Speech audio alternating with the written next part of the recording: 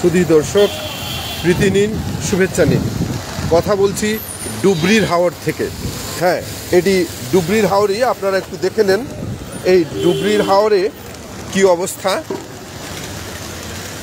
এই জায়গাটি শাহজালাল উপশহর, সিলেট সিটি কর্পোরেশনের। এই শাহজালাল উপশহর কিন্তু একসময় ডুবরির হাওর ছিল। সেই হাওরটি ভরাট করে গড়ে তোলা হয়েছে শাহজালাল উপশহর, এবং মানুষজন বেশ সুখে শান্তিতেই বসবাস করতেছিলেন। কিন্তু গত কয়েক বছর ধরে এই হাওরে অর্থাৎ এই উপশহরে অবর্ণনীয় দুর্ভোগের মধ্যে আছেন মানুষ। তাদের বাড়ি ঘরে পানি ঢুকে গেছে। এই গত 5 বছরে অন্তত 5 বার তারা ভয়াবহ বন্যার কবলে পড়েছেন। বিশেষ করে 2022 সালে অন্তত 3 বার বন্যার কবলে পড়েছেন এই উপশহরের মানুষ, এবং এবছর আবারও বন্যার কবলে পড়লেন। এখনও কিন্তু পুরো বর্ষা বাকি আছে। বলা যায় না যে তাদের ভাগ্যে আর কত দুর্ভোগ আছে। এই বছর কোরবানির ঈদের সময় তারা কোরবানি করতে পারেননি, এবং অনেকেই কিন্তু ঈদের নামাজটা পর্যন্ত পড়তে পারেননি। এই দুর্ভোগের মধ্যে তারা বসবাস করছেন। এবং শুধুমাত্র উপশহর এলাকার মানুষ নয়, এই আশেপাশের যে এলাকাগুলো রয়েছে, বিশেষ করে সুবহানীঘাট, যতরপুর, এই এলাকার মানুষ সহ সিলেটের শহরের অনেক এলাকার মানুষই কিন্তু পানিবন্দী আছেন। পানি তাদের ঘরে বাড়িতে উঠে গেছে। আপনারা জানেন যে ঘরে বাড়িতে যদি পানি উঠে তাহলে দুর্ভোগটা কেমন হয়। ঘরে বাড়িতে যখন পানি উঠে তখন যে দুর্ভোগ হয় সেটি আসলে অবর্ণনীয়, বর্ণনা করার মতো নয়। অনেকের আসবাবপত্র নষ্ট হয়ে যায়, তারপরে গুরুত্বপূর্ণ মূল্যবান জিনিসপত্র নষ্ট হয়ে যায়, কাগজপত্র নষ্ট হয়ে যায়, বাচ্চাদের পড়াশোনা ক্ষতিগ্রস্ত হয়। এবং এই যে নোংরা পানি যখন ঘরের মধ্যে ঢুকে তখন যে পরিস্থিতি সৃষ্টি হয়, এ থেকে কিন্তু অনেক ধরনের রোগ ব্যাধিও হয়ে থাকে। আপনারা দেখতে পাচ্ছেন যে গাড়ি চলাচল করছে এদিকে পানির মধ্যে, এবং এমন কিছু এলাকা আছে এখানে যে গাড়িও চলাচল করতে পারবে না এই পরিস্থিতি। এবং এই যে পরিস্থিতি, সেই পরিস্থিতিটা কেন হলো সেটা যদি আমরা একটু বিশ্লেষণ করি তাহলে দেখব যে এই উপশহর তো ডুবরির হাওর ছিলই। এই সিলেট শহরে কিন্তু বেশ কটি এলাকা আরও হাওরের মধ্যেই ছিল। তেলি হাওর নামটি অত্যন্ত পরিচিত নাম। এই তেলি হাওর সিলেট শহরে এই অত্যন্ত ব্যস্ততম একটা জায়গা এখন।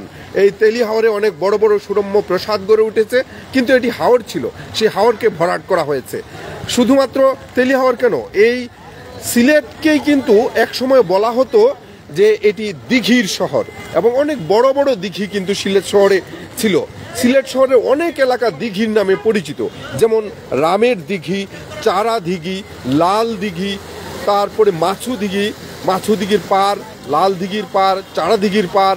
এগুলা কিন্তু সিলেটের বিভিন্ন এলাকার নাম। এই নামগুলো কিন্তু অনেক নাম আছে। একসাথে অন্তত আমরা কমপক্ষে 15-20টি দিঘির নাম এক নিঃশ্বাসেই বলে দেওয়া যাবে যে এই দিঘিগুলো সিলেটে ছিল। কিন্তু এই দিঘিগুলো এখন নেই। এই দিঘিগুলো আমরা ভরাট করেছি। ভরাট করে আমরা বাড়িঘর তৈরি করেছি, দোকানপাট তৈরি করেছি, ব্যবসা প্রতিষ্ঠান তৈরি করেছি। এইভাবেই কিন্তু এই সিলেট শহরটা আমরা বিভিন্ন দিঘিগুলো ভরাট করে, বিভিন্ন হাওর ভরাট করে এখন বসবাসের অনুপযোগী করে তুলে ফেলেছি।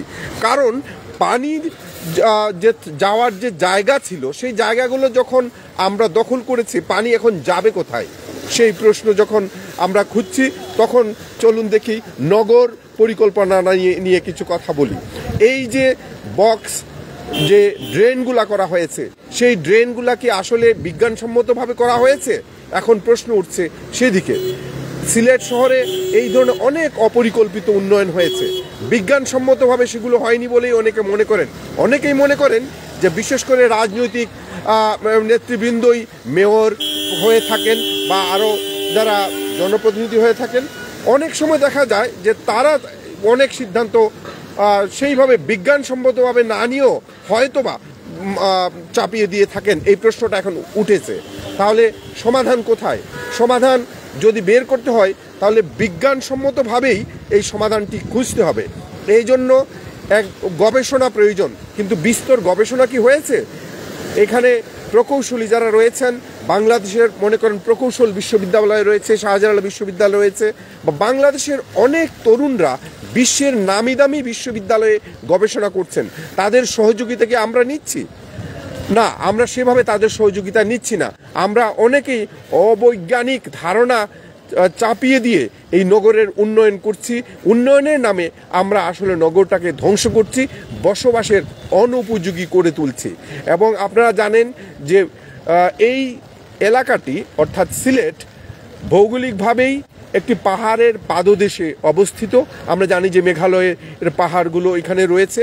এই পাহাড়ের পাদদেশে থাকার কারণে, ভৌগোলিক অবস্থানের কারণে যে সবচেয়ে বেশি যে বৃষ্টিপাত হয় যে চেরাপুঞ্জিতে, সেই চেরাপুঞ্জির পাশে অবস্থানের কারণে পাহাড়ি ঢল বা পাহাড় থেকে যে পানি সেটা চলে আসে এই শহরের এদিকে। এবং সেই পানি এর আগেও আসতো, কিন্তু পানি যাওয়ার রাস্তা ছিল। এখন পানি যাওয়ার রাস্তা নেই। এখন বিশেষ করে সুরমা নদী এবং এই যে বেল্ট, বিশেষ করে হাওর বেসিন, সেই বেল্ট বেসিনের যেসব নদীগুলো রয়েছে, হাওর রয়েছে, খালবিল রয়েছে, সব ভরাট হয়ে গেছে। এই সুরমা নদী খননের কথা বারবার উঠছে। সুরমা নদী যদি ঠিকমতো খনন না করা হয়, এই সমস্যার হয়তো সমাধান হবে না। এবং শহর রক্ষা বাঁধের কথাও কিন্তু এখন বারবার উঠছে। এই শহর রক্ষা বাঁধও এখন অতি প্রাসঙ্গিক। এই শহর রক্ষা বাঁধ দেওয়া প্রয়োজন, যার দরুন এই সিলেট শহর নিয়ে বিজ্ঞানসম্মতভাবে চিন্তা করতে হবে এবং বিজ্ঞানসম্মত সমাধান খুঁজতে হবে। এবং আমাদের সকলকে ঐক্যবদ্ধ প্রচেষ্টায় এই শহরের যে দুর্ভোগ আছে, যে বন্যার হাত থেকে রক্ষার যে প্রচেষ্টা, সেটা নিতে হবে।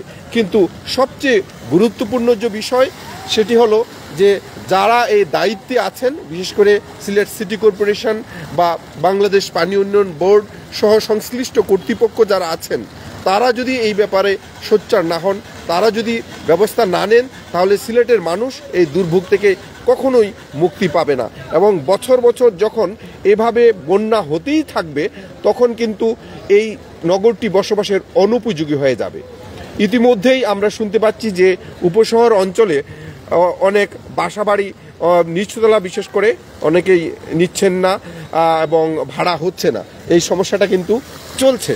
তো এই সমস্যা আরও বাড়তে পারে এবং এই নগরটি হয়তো একসময় দেখা যাবে যে বসবাসের অনুপযোগী হয়ে যাবে। যার দরুন এই শহরকে বাঁচাতে হলে এখনই আমাদেরকে কি করতে হবে? খুব দ্রুত একটি আন্তরিক এবং কার্যকর পরিকল্পনা গ্রহণ করতে হবে। এবং আমি আবারও বলছি, এই পরিকল্পনাটি অবশ্যই হতে হবে বিজ্ঞানসম্মত। এবং বিজ্ঞানসম্মত পরিকল্পনার জন্য আমাদের বিজ্ঞানীদের প্রয়োজন, প্রকৌশলীদের প্রয়োজন। আমরা দেশের বিভিন্ন বিশ্ববিদ্যালয়ে যারা প্রকৌশলী রয়েছেন এবং বিদেশে অনেকেই আমাদের দেশের প্রকৌশলীরা কাজ করছেন, বিজ্ঞানসম্মতভাবে তাদের সমাধানটাও আমাদের নিতে হবে। আমরা আশা করি সিলেট সিটি কর্পোরেশনের মেয়র মহোদয় তিনি সেই বিষয়টি সিরিয়াসলি চিন্তা করবেন। সরকারের যারা গুরুত্বপূর্ণ ব্যক্তিবর্গ রয়েছেন, আমাদের সংসদ সদস্যবৃন্দ রয়েছেন, মন্ত্রী মহোদয় রয়েছেন, তারা কার্যকরভাবে এই চেষ্টাটা করবেন এবং সিলেটবাসীকে এই দুর্ভোগ থেকে মুক্তি দেওয়ার জন্য তারা পদক্ষেপ গ্রহণ করবেন। আপনাদের সকলকে আবারও শুভেচ্ছা জানিয়ে শেষ করছি ডুবরির হাওর ওরফে শাহজালাল উপশহর থেকে।